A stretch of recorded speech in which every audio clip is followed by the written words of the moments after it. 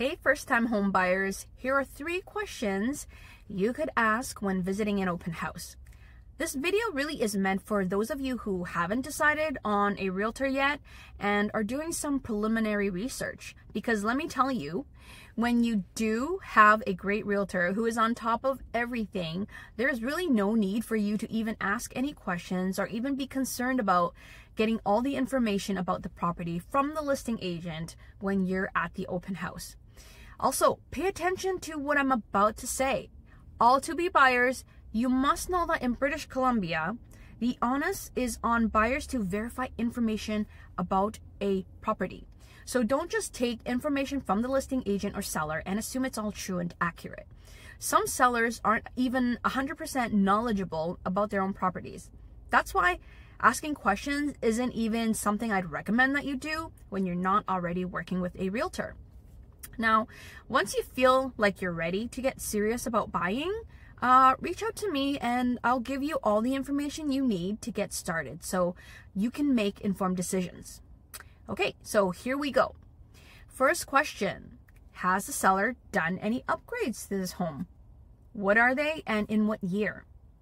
The answer could be partial upgrades to certain things like fresh paint on the walls, new flooring, new kitchen appliances, or it could just be 0 upgrades. Substantial upgrades, though, would add some value to the property. These would be circumstances where a realtor who's knowledgeable about the cost of these upgrades would be very helpful in determining what price to offer the seller. Now, here's the second question. Is this a tenanted property or is it owner occupied? This question is super important because it'll determine when you can close on the property and move in. If you're an end user planning to move in, you're going to want to make sure the seller gives proper legal notice to the tenant or tenants, and everything else that needs to be done prior to closing should be done to prevent delays. This matters because if you yourself are renting, you have to give proper notice to your landlord. So the move out and move in dates need to align with what works for you and everyone directly and indirectly involved in the transaction.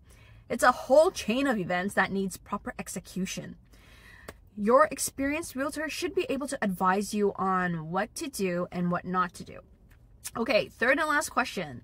Has the seller received any offers? And if yes, what happened? This is one of my favorite questions because it speaks volumes about the seller's expectations. If the answer is yes, and the property is still available, it could mean previous negotiations didn't amount to an outcome favorable to both the buyer and the seller. You'll hear listing agents give you answers like these that are common. No, we haven't received any offers yet, but there's been some interest. Or, yes, we did receive one or a few, and they didn't meet the seller's expectations. Or, yes, we did receive an offer, but the buyer couldn't get financing, so the deal collapsed. If a property has received lots of offers and is still not sold or has never had any offers on it, it's really hard for an inexperienced buyer to know why. There could be dozens of reasons. But if you ask your own realtor, he or she can likely give you the exact reason why the property hasn't sold.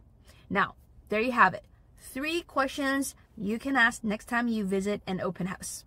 Bye!